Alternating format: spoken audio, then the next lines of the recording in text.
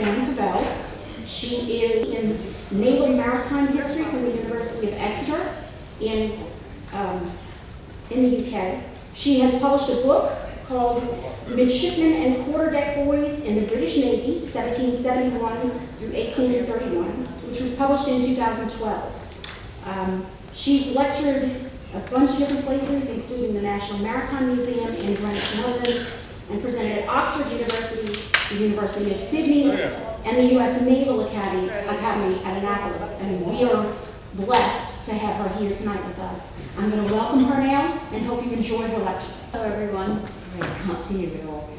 Thanks Michelle, that was a very generous introduction, very kind, and thank you all for coming out on this wonderful December night. Wow, so nice and mild out there, it's gorgeous. Right, so tonight we're here obviously to talk about the Battle of Lake Borgne. Now, this is kind of one of the forgotten battles of the War of 1812, unfortunately.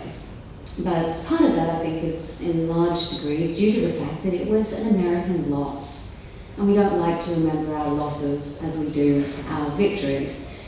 But the point I'd like to argue tonight is that, yes, indeed it was an American loss, but it was a prime example of unparalleled bravery on the part of the American naval men who fought this battle, and that it was an essential precursor to the Battle of New Orleans and absolutely contributed to Jackson's victory at Chalmette on January 8. Now, the Battle of Lake Borgne that we all know about happened on December 14 of 1814. But in fact, the lead up to the battle and the skirmishes started several days before that. So really you can look at this as a miniature campaign. And what I'd like to do is look at the battle as this really unique example of what fighting at sea, or at least fighting on the water, looked like in the latter stages of the War of 1812. And this battle is really unique because it was a boat-to-boat engagement rather than a ship-to-ship action, which everything had been up until this point. And it's also unique for the fact that, yes, while the Americans were certainly outnumbered, we're talking about at least 5-1 in terms of manpower, and more than that in terms of gunnery, the fact that the British had set up for themselves probably one of the most complicated, most difficult infiltration exercises in the history of their Navy, I think to some point the level of difficulty here even the odds just a little bit on the day of the fight. So what I'd like to do is take you through the lead up to the battle and the battle itself, and to try and give you a perspective from both American and British sides. Now I'm actually Australian, so I don't have a dog in this fight. Okay, so just to clear that out, okay? I also want to make real clear that the information you're going to hear tonight comes directly from the primary sources. I've gone directly back to the original letters, the dispatches, the journals, the official memoranda of the men who were actually there. And most of what you'll hear tonight actually comes from the testimonies of the two men who were leading the fight at the battle. And on the American side, that's Thomas ap H. Jones, and on the British side, it's Commander Nicholas Lockyer of the Royal Navy. Now, Lieutenant Jones was a young 24-year-old newbie, really, in the US Navy at this point.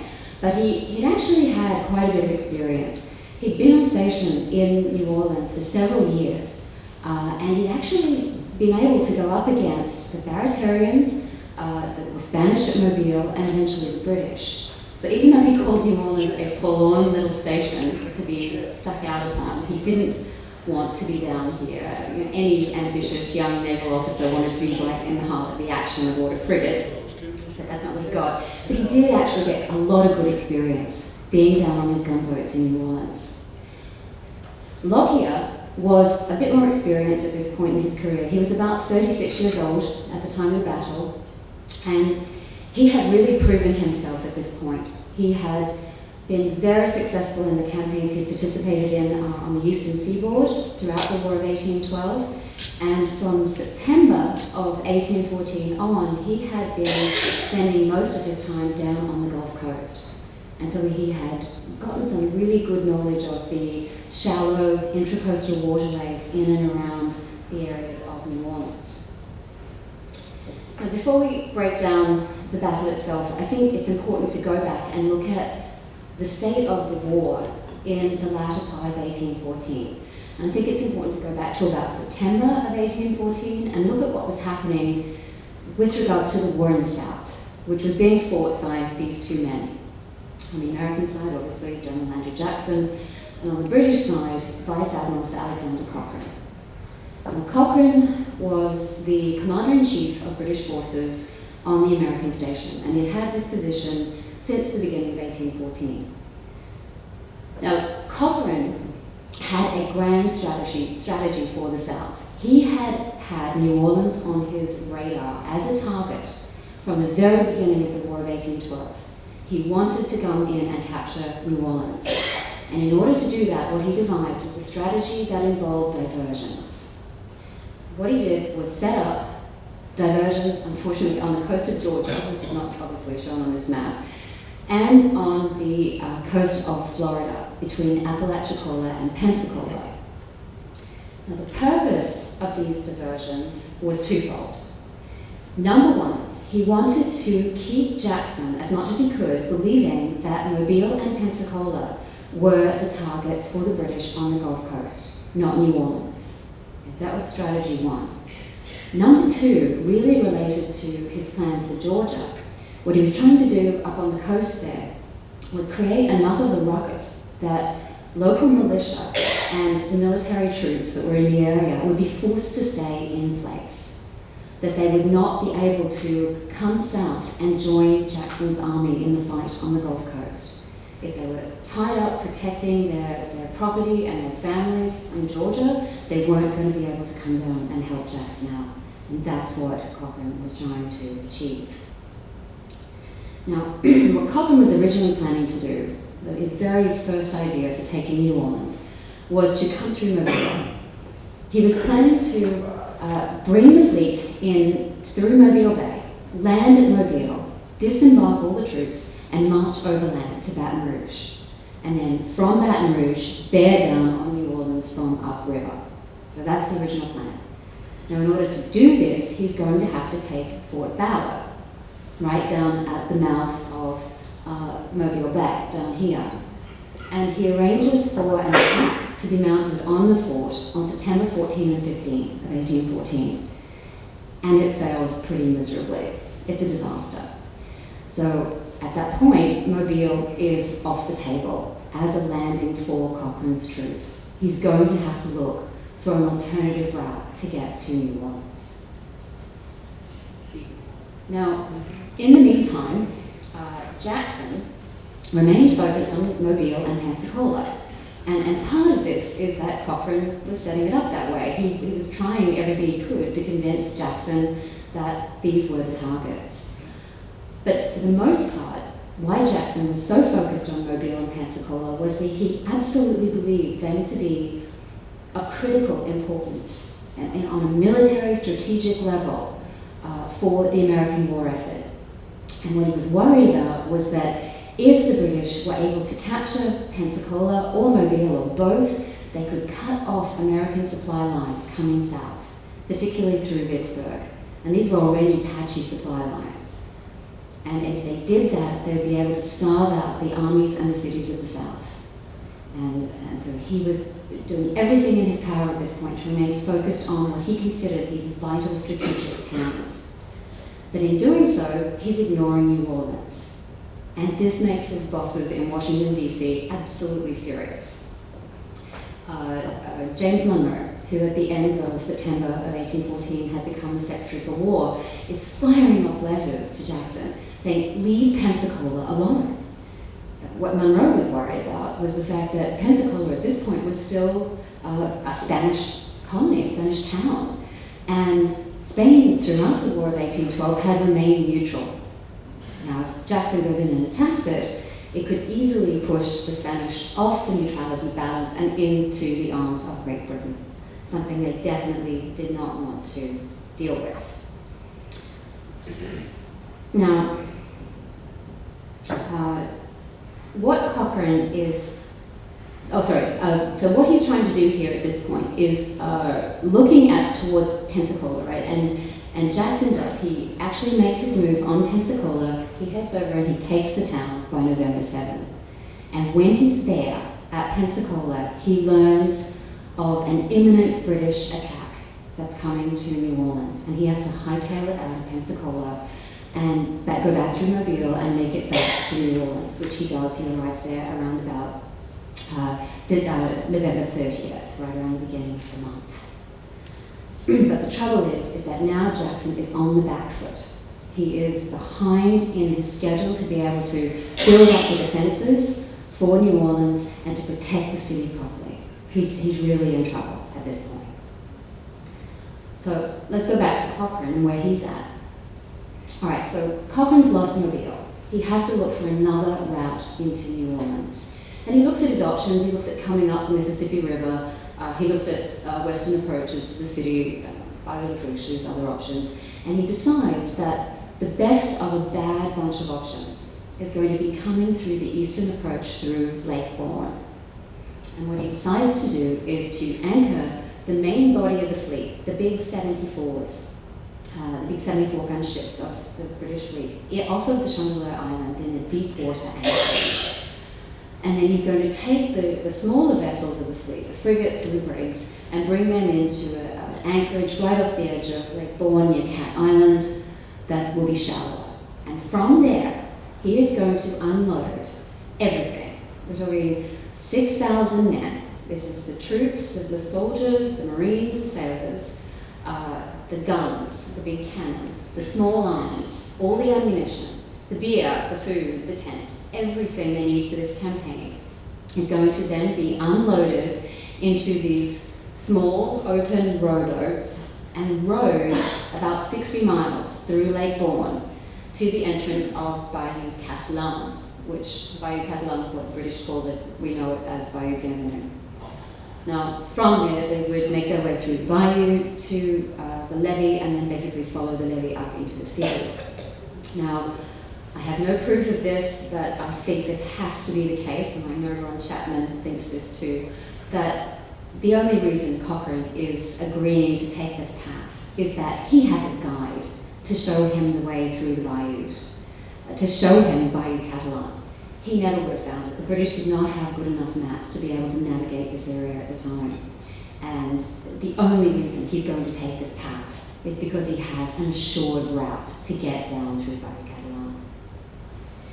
So by late September, Cochrane is set in his plans for approaching New Orleans via Lake Borgne. But the key thing, absolutely crucial element of this whole plan is his ability to get enough of these flat-bottomed or shallow drafted boats to be able to load the men and the material into and get them across the lakes and the bayous. Now, he's got a problem, obviously, because of the depth or lack thereof in Lake Borgne. The big 74 was Tonnant, which was Cochrane's flagship. This is going to be drawing about 30 feet, okay? Maybe a bit more when she's fully grown. Even the frigates, they're not going to do much better. A fully burdened 38-gun frigate is going to draw about 24, 26 feet. So they're not even going to get close. And when Cochrane sails from Jamaica at the end of November for this New Orleans campaign, he has nowhere near enough flat-bottom boats to make this operation work. Nowhere near. What he does have are these, about 45 of these. These are ship's boats. These are the tenders that you use to go from the larger ships to the shore, basically. And they're known as various things: barges, pinnaces, launches, gigs, jolly boats, depending on their size and their function. And when they're fully loaded, they can hold about 20 to 30 men and a lot of equipment, but these are still going to be drawing about 6 to 8 feet. And that's going to cause Cochrane a lot of problems further down the line as he gets into Lake Borgne. So here's Cochrane. He's got his main fleet. His ship arrives off the Chandeliers with a couple of others around about December 8. Now the rest of the fleet, all of the troops and the horses and a lot of the material are coming from reinforcements that are being brought from the Duke of Wellington's army in Europe. And they come over and they're going to make it between the two anchorages between December 10 and 12. Okay? And once they arrive, they begin, especially at the Cat Island anchorage, unloading all this stuff into these small boats. They begin this long process.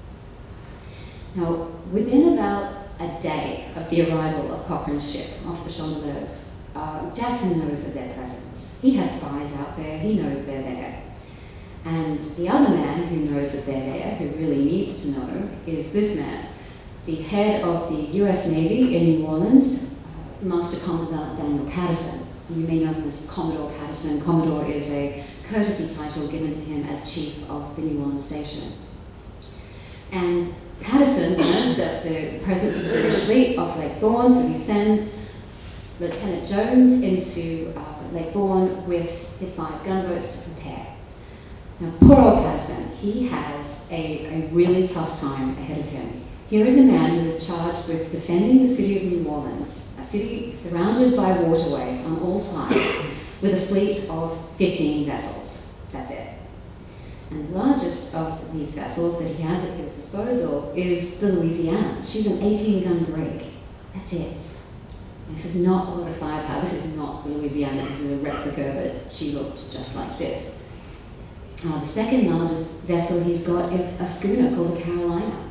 And then he has this weird variety of cutters and sloops and even a felucca, which is a Middle Eastern type vessel that actually the pirates of Barataria prized.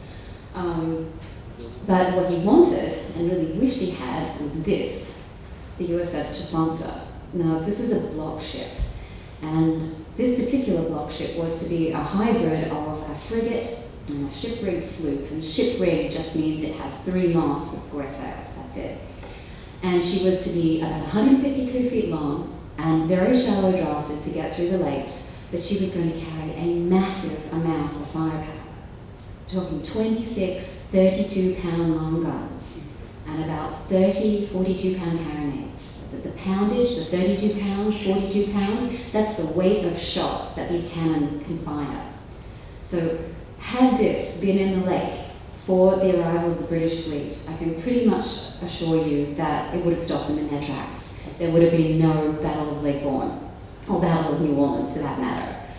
It would have been done then and there. But Chafanta was never finished. She was still in the stocks in Lake Pontchartrain. Her building program had been ended at the end of 1813, and she was a casualty of a bankrupt or a going bankrupt US government. Now, what Patterson did have the most of were these. These were the Jeffersonian gunboats, and he had 6 of these in all. Now, the gunboats obviously were started under Jefferson's presidency. They were short, squat little things. They were about 50, 60 feet long, and they had a single mast, and they were usually set up with this gaff cutter rig. You can see where the gaff sail would have fit right in here. But they were really squat little things. They were only about 18 feet wide, and they were very shallow drafted, but they also carried quite a lot of armament. So you can see the long guns which are mounted on the fore and aft of this vessel pointing forward. What this meant was, with these heavy guns on a ship with no keel, is that they were horrible sailors. They were terrible. They became completely unmanageable in a stiff breeze, and they became very unstable in rough waters. So they kind of were really useful only as floating anchored batteries, really. Now, most of the gunboats were equipped with these oars, and this little model shows the oars stowed on the gunwales here. But we know that the gunboats at New Orleans did not have oars, and this was much to the chagrin of poor old Lieutenant Jones, as he would come to find out a few days later. These were, however, Patterson's best means of defending Lake Borgne. So here's young Lieutenant Jones in command of his 5 gun vessels, and actually the 6th one was down on the Mississippi to reinforce Fort St. Philip. So he had 5 gun vessels, all numbered 156 You can see them right there. 156 was Jones's boat. And in addition, he also had a couple of other little vessels. He had a little schooner called Seahorse and a sloop called Alligator. But you can see from how things work out, I mean, we're not talking about a lot of men or a lot of firepower. Jones's vessel is the largest with a crew of 41 men. And these are all from his notes, from his estimates of what he was dealing with. And you can see he's only got one 24-pound long gun and 4 12-pound carronades. This is what he had.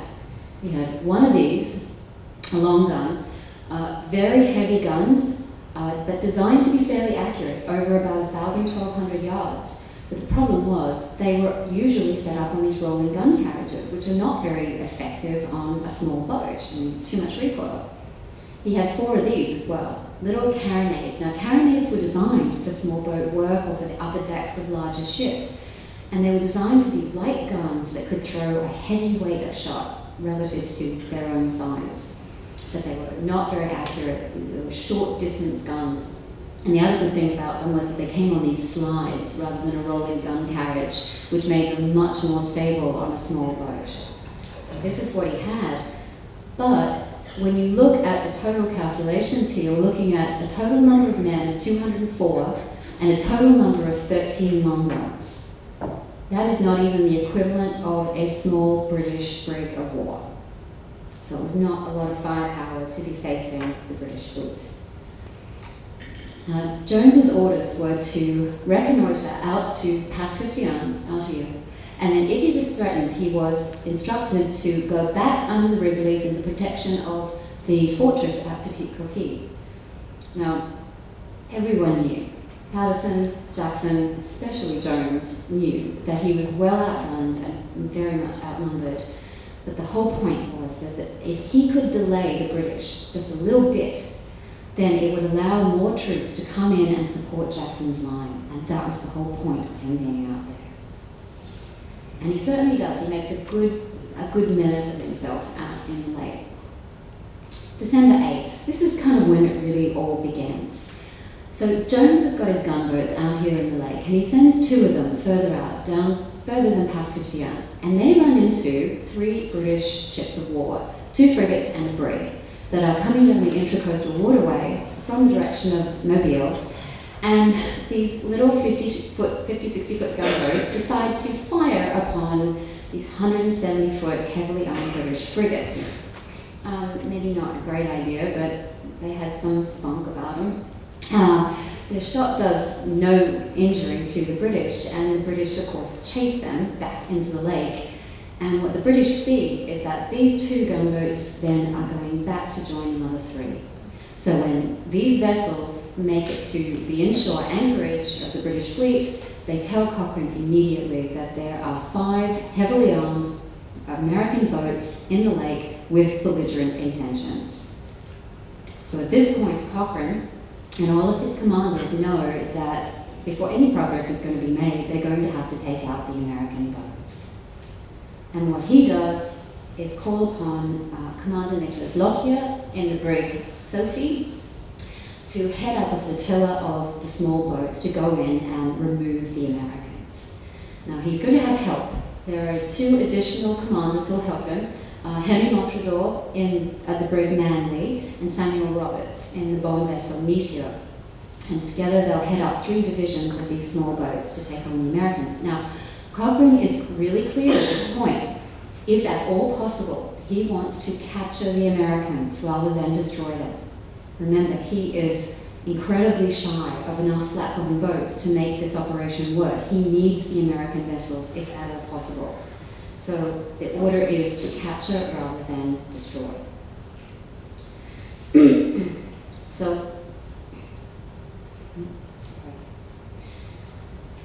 So December 12th, all right, Cochrane's ready, all the launchers of the squadron are ready to go. Now, the 42 launchers that the British have managed to gather, they're all armed with a carronade in the front of each, a 24, an 18, or 12-pound carronade. So they have some big firepower in each of these boats. The 3 gigs, which were small boats, they had small arms only, just muskets and rifles. So they fall into the 3 divisions under Montresor, Lockyer, and Roberts. And here what we have is a fleet of about 1,200 British seamen and regular soldiers, and 42 carronades up against 204 of Jones's men and 13 long guns. That's the equivalent of what they were looking at. Not a very fair fight. Now, what Jones saw coming at him on the edge of Lake Borgne was a pretty fearsome sight, so he decides to try and withdraw his boats behind the Navarro Islands. He wants to get to the western side of these, if at all possible, because then he could retreat back into the Wrigley's if he needed to. But unfortunately, the wind and the tides, well, they were working against him at this point. Now, by the evening of December 12th, Lockyer's ready, and he begins to pull. Now, all of these boats are equipped with sails, these British boats, but there's no wind. There's nothing to help them get through, so all of the men start rowing. And they will be rowing 36 hours later. The following morning of December 13th, Jones could see the British flotilla coming at him. And from the number of boats, he was guessing that they were planning to do a landing right here around Pasquitian. But by 2 o'clock in the afternoon, they've passed that point, and he realizes then and there that he is the target. The gunboats are the target. So he just decides to try and pull back and move faster to try and get back behind the Navarros. Now, at this point, he's in real trouble. There had been a persistent westerly wind that had been blowing for like 3 days before this. And what it had done was to push all of the water in Lake Borgne out towards the Gulf. So it had left the lake even more shallow than it usually was. And Jones reports that his boat, 156, and 2 others actually ran aground. And they're aground in water that is 12 to 18 inches less than the draft of their boats. So he's in real trouble. And despite throwing everything overboard that he could spare, he has to wait. He's stuck. He has to wait until the tide could come back in and refloat him. Now, while the gunboats were beached and really ineffective, little Seahorse, the schooner, she's right here. She's under the command of a guy named Commander Johnson, actually the sailing master. And she's still active. She only has 14 men on board and 1 little 6-pound gun. And she can still move and make the best use of this shallow draft. So Jones decides to make good use of the Seahorse. Well, here's something this is actually a drawing of the alligator, but Seahorse would have looked very, very similar to this. What he decides to do is to send Johnson into Bay St. Louis. There is a storehouse in Bay St. Louis, and he wants Johnson to take off as much of the stores as he can and get them out of there. He doesn't want the storehouse to fall into British hands. Well, as soon as the British see the Seahorse taking off, they send 3 vessels in to follow her, right? Well, poor old Seahorse has 1 6-pound swivel gun. Now, there are 2 6-pound guns on shore right by the storehouse, and they put up a bit of a fight. Now, the British respond by sending in another 4 gunboats. Now, how there was any kind of skirmish at all, how it wasn't just a complete routing for the poor old Seahorse, is, I think, due to the fact that the British had been told, capture, don't destroy. Okay, so there's no other explanation as to how 3 6-pound guns could go up against 7 24-pound carronades. So, but Johnson sees the situation pretty fast. He knows this is not going to work. He's not getting out of Bay St. Louis with his boat still in his possession. So what he decides to do is he burns the storehouse, he puts his crew ashore, and he burns the Seahorse. And what he does is deprive the British of a really valuable landing craft. Now, during this cutting out expedition, Jones tries to pull back, right? And he gets back on the western side of the Malheureux by about 1 o'clock in the morning. This is on the morning of December 14th. And he's back over here, but at this point he loses his wind, his boats are unmanageable, remember he has no oars. So he decides that this is where they're going to make a stand. And he gathers up his captains and he instructs them to form this line abreast formation, and that this is where they are going to stop and fight. So by the morning of December 14, Lockyer, the British commander, is at the head of a flotilla of absolutely exhausted men. These men have been rowing in teams throughout the night. Most have not slept in more than 24 hours. They are absolutely exhausted. And by first light, Lockyer reports that they can make out 9 miles ahead the American gunboats set up in what he called a close line abreast formation across the channel between Point Claire on the mainland and the Navarre Islands down here. Now, this formation, line abreast, where their broadsides are together, okay, facing out, their bows and their guns are pointing at the enemy. This makes total and complete sense. They're facing the enemy. But I think you'll probably notice that most artist renderings show the other way. If you look at all these famous paintings, the boats are lined up in what we call a line astern formation, with their broadsides pointing out at the enemy. And again, another one lined up end to end, broadsides facing out. And of course, this map that we've all seen, again, lined up end to end, broadsides pointing out. But both Lockyer and Jones's testimonies prove this to be inaccurate. This is not how they were set up. And when you think about it, it's logical. The gunboat here has its main guns facing forward. The carronades would have been right here on either side, on the forward quarters, and they would have been canted round as far as they could bear to shoot forward. And what Jones also said was that he instructed his men to anchor by an aft anchor line with springs on the cables. And this would have been logical in an ebbing tide, so that the front of the boat was pointed in the right direction. And of course, the boat itself would have provided protection so that the anchor cables weren't shot away. A shot is flying over the boat. It's probably going to hit the boat before it's going to hit the anchor cable. You did not want to lose your anchor cable, which would then allow you to float towards the British. Not a very good thing. Jones also ordered his men at this point to set up boarding nets. What these were, exactly what they sound like. This netting that would go from the decks all the way up into the rigging, and what it was designed to do was just slow down the ability of someone to come on board. So as the British are trying to climb on board, they're going to have to either cut through it or climb up and over it in order to board the boats. And this will give the time for the Americans to repel the boarders and do whatever they need to do. Now, so Lockyer and his boats, well, they continued their advance towards Jones. And right around 9:30 in the morning, this is on the 14th, the day of the battle, the little alligator is noticed down here. She is to the south and the east of the American fleet, and she's desperately trying to beat up against this horrible tide to get back behind the protection of Jones's line. And she's noticed, of course, and so Robert sends out a couple of boats and they take her without a fight. She has nothing to fight with. At 10 o'clock, Lockyer orders all of the men of the squadron to stop, to drop grapnel hooks, these little hooks on lines, as temporary anchors in the shallow water, and to eat breakfast. Now, this might seem a bit strange, but this is actually a standard Royal Navy practice to feed men before a battle. And he would have known that this was going to be a very long, hot day of a fight. So to feed the men was really important. Now, it's interesting because Jones, in his correspondence, thinks that this is some nefarious plan that they're hatching as a way to attack him. They're really just stopping to eat breakfast. And by about 10:30, half an hour later, they're done, they're finished eating, and they take up their oars once again, and they start rowing. And this time, they are pulling against a 3-knot tide. That is huge. That is a really hard job to row against something like that, especially in a fully laden boat. These men really have their work cut out for them. Now, starting at this time, Jones decides to open fire. He's like, let's throw some shot at them.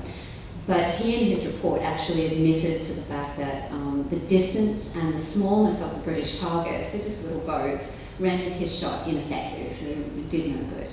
And he's dealing with his own problems at this point because this fast-flowing ebb tide actually causes 163, George Ullick's boat, and Jones's boat, 156, to drag anchor. And they end up 100 yards in advance of their own line. And it's not a good thing. And what this does is it breaks the formation of the American firing line, and also it renders Jones and Ullick's boats open to an early attack from the British. They're kind of out there on their own. Not a good place to be. So by 10:50, just before 11 o'clock in the morning, the British flotilla was in range. And according to Jones, the enemy opened fire from the whole of his line when the action became general and destructive on both sides. And Lockyer too reports this heavy destructive fire of round and grape and canister which ripped through his bows. Now, you remember the British are in low open boats. They've got about 2 feet of bulwarks protecting them, which is nothing. These men are exposed to this kind of shot. The round shot, this is grape shot. This is lead balls the size of about a racquetball. And probably worst of all was the canister, a giant shotgun shell filled with grape-sized lead balls that just would cut men down very, very easily. Now at noon, after about an hour of really heavy firing, the 3 British barges, Lockyer's barge and 2 others, another commanded by Lieutenant Pratt, and an unnamed boat, they closed with 156. And Lockyer reported that at this point the fighting became terrible. He says this horrible fight ensues in which the greater part of the men of his boat and the officers were either killed or wounded. Now, Lockyer himself receives 3 debilitating wounds. He is wiped out at this point. Pratt is cut down where he stands. He dies right there in the barge. Now, a young midshipman actually jumped across and took command of the boarding party as they're trying to cut through this netting. And at that point, the additional British boats from Lockyer's flotilla, from his division, come up and assist in the fight. Now, 156 puts up a hell of a fight. She is going to not go down without putting in everything she's got. And she manages to sink 2 of the British boats right there alongside of her. But all of this continues until Jones himself is wounded pretty badly, and he is forced to leave the deck and go below. And at that point, 156 does not have long to live as an American gunboat. Now, while Lockyer and all of his division are going through this, Montresor and Roberts and their divisions are trying desperately to come up into the fight. Okay, they're doing their best, but it's hard going. Now, Lockyer and his division are the ones that end up taking 156 and 163, but it's the other divisions that come up and take on the rest of the vessels. And when the British take 156, they run up their colours and they turn 156's guns on the adjacent American gunboats. So at that point, it became a general slaughter. By 12:10, the whole thing was over, and the entire engagement had lasted about 2 hours. That's it. Now, although the British had carried the day, their casualties were pretty severe. There were 17 killed and 77 wounded. Now, you did not want to be wounded by this kind of shot. You might as well have been dead for the most part. The Americans had less to worry about, slightly, 6 killed and 35 wounded. Now, all of the wounded and all of the survivors then, of course, became prisoners of war. And the 5 gunboats and the Alligator became prizes of the Royal Navy. And the actual number of captives varies. There are a lot of different reports with a lot of different numbers, anywhere from 105 to 184. So the truth is probably somewhere in between. Now, while the number of boats and men captured by the Americans were small, they actually represented a really large proportion of Patterson's vessels and of his able-bodied seamen. And so Patterson's next move is kind of inexplicable. It's somewhat desperate. On December 15, the day after the battle, he actually sends 2 men, Thomas Shields, who is a naval purser, and Robert Morrell, who's a naval surgeon. He sends them into the heart of the British fleet to try and negotiate the release of the men. Okay, so here's Shields and Morrell in a little boat and a crew of 8 going off to Pea Island, right out at the mouth of the Pearl River where Cochrane had set up his base of operations. And they go on board gunboat number 5, which is of course now a British prize, and they demand to speak to the Commander-in-Chief. Well, Cochrane keeps them waiting a couple of days, but he does meet with them. And Morrell and Shields hand over Patterson's letter requesting the release of all prisoners. Well, the result probably wasn't what they expected, because Cochrane then tells them not only will he not release the prisoners, but Shields, Morrell and the 8 men are also now prisoners of war. I mean, what was Cochrane going to do? He's about to mount a major offensive on New Orleans. He's not about to let men go who are the next day going to take up arms against him and his troops. And he couldn't discount the fact either that Shields and Morrell were spies sent in to gather information about the state of the British fleet and report back to Patterson. Now, Patterson makes a good show of being outraged by this. He says that Cochrane is behaving in an ungentlemanlike manner and that he's being so disrespectful of the flag of truce, but the fact is Patterson knew the risks. He himself had been a prisoner of war for more than 2 years under the Bay of Tripoli back in the Barbary Wars when the Philadelphia was taken back in 1803. So Patterson understood the risks. Now, Morrell, for his part, the surgeon, he was actually put to good use. Aboard the Gorgon, HMS Gorgon, she was a troop ship and she was now converted to a hospital ship.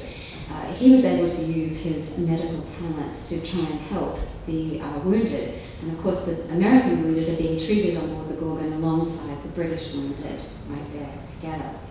And Jones is healing pretty well at this point, and Morrell actually writes a letter to Patterson saying, hey, the number of killed and wounded we thought we had is actually not as bad as we originally thought. But of course this letter doesn't make it to Patterson in time to help with morale at the Battle of Chalmette on January 8th. Of course, he is still a prisoner.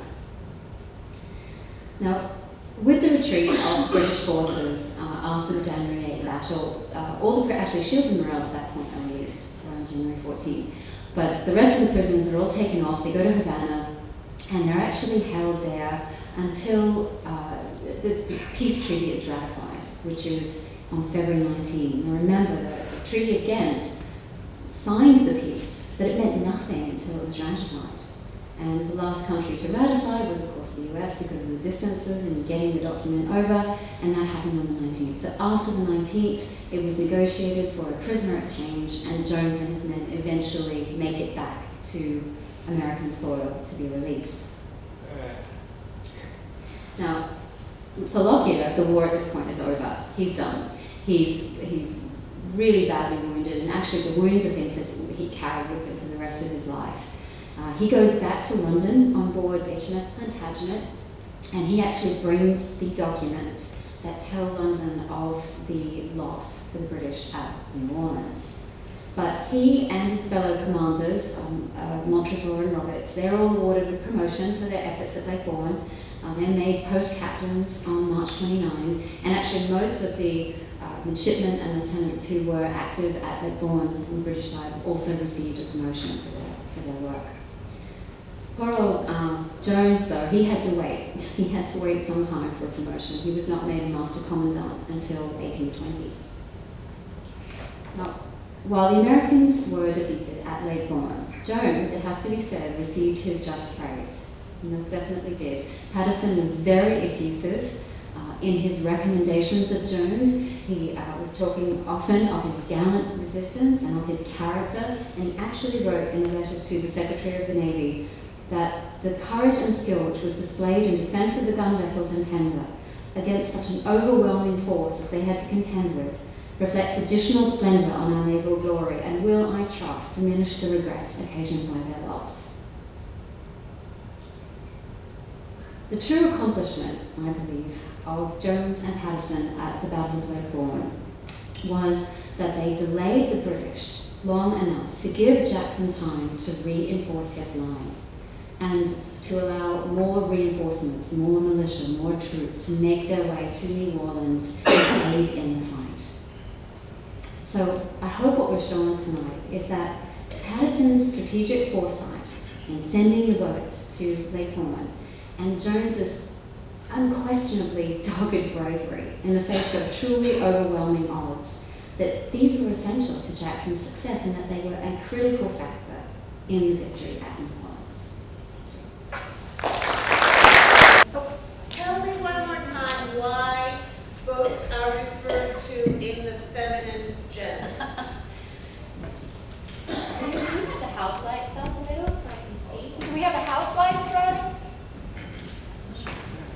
That is a good question. It is a long, long tradition. There are so many stories I have heard over the years as to why this is the case, and none of them are satisfactory. None of them offer any kind of historically accurate option. But I think the whole idea of men going to sea without women and looking for some female company and the best they can get is their ship is probably the closest explanation as to why. It's just an other. It's a possessive. It's something that men historically have liked to own. Right? Anyone else? Yes, sir. Did the British know before arriving how shallow the waters were, and that They- they would have to row such a distance? Yes, they did. They knew they were up against really shallow water. They actually didn't know how shallow because the lake was actually shallower than it should have been. But, and for a lot of the distance, they actually had to carry their boats, especially when they got into the bayou. They had the men in the mud carrying the boats through this shallow water. But they did know when they got there that they absolutely had to have these flat-bottom boats, which is why Cochrane was so obsessed with getting the American gunboats and keeping them as prizes. He used them very efficiently in the transfer of the troops. Yes, sir. After the battle, how close did the British get to Chalmette where they launched the attack? Unload the troops and the cannon and stuff. Well, they had to then move their way. They took up a base of operations at Villeray Plantation, and then How close did the ship get if they had? the ships. All of the ships were out off of the smallest ships were out off of Cat Island. That was the closest they could So they get. had transferred by small boat. Everything had to come in by small boats, and now there's some debate as to where Cochrane was through all of this. So it took a long time to stage it then. It took and they couldn't do it all in one swoop. They had to make several ferries to get all of the men over. So it was a very long operation. And of course the exfiltration, getting them all out after the battle, took a long time too. It was not that they were, that famous song, was that they ran like rabbits so fast the hounds couldn't catch them? Yeah, no. There would have been some slow hounds. Because the exfiltration was a very long and drawn-out process, as you can imagine. Yes, sir. You said there was speculation that they had a guide. Mm. The speculation is what? The guy was American, the guy was... That he could have been a local fisherman. He could have been one of Lafitte's pirates. I don't know. I mean, it's speculation. I haven't found anything in the letters, the historical record, that would suggest this. Ron, I know, is of this opinion. How are you, Ron? Right? That there, it doesn't make any sense. But here's the thing. The spy network that was active throughout the War of 1812, throughout the Napoleonic Wars, was vast and extensive on both sides. Okay? There were spies operating in Jamaica, in Bermuda, in the Leeward Islands, everywhere. Everyone had someone in their back pocket. So it's a very easy thing to imagine that they would have paid off some fishermen, some people who had no real allegiance. And this is, of course, what the British were counting on in coming to New Orleans, was that here was a very diverse population of French, Spanish, Islanders, people from everywhere, British, that they were not going to necessarily be sympathetic to the Americans, that they were going to be sympathetic to them as liberators, essentially. Of course, he totally misjudged the whole issue of slavery and the fact that the British had been freeing slaves all up and down the East Coast and in Florida, which certainly did not endear them to the slave-owning population of New Orleans. But that was what they were banking on, was that there were going to be these disaffected minorities who would be willing to sell their allegiance. And I certainly, he wouldn't have found it. They never would have found the entrance to Bayou Bienvenue on their own. I have one actually. Was there anything in the research about the reason the Lake Borgne route was chosen as so superior to the others? Because on the face of it, doesn't seem like it would be unless there's something more. Well, the level of difficulty of this campaign, of the row of getting through Lake Borgne, shows you how bad the other options were. The coming up the Mississippi would seem to be the most obvious, but of course that dreadful turn, English turn, would force the ships to drop anchor. Well, the big ships couldn't get across the bar in the beginning, okay? But the smaller ships would still have to stop at English turn, weigh anchor, and wait for the wind to change in order to get around the bend in the river. At that point, they'd be blown to bits by the two forts that were down there. The western approaches were way too shallow. I guess they didn't have any kind of guides that would work with them down there.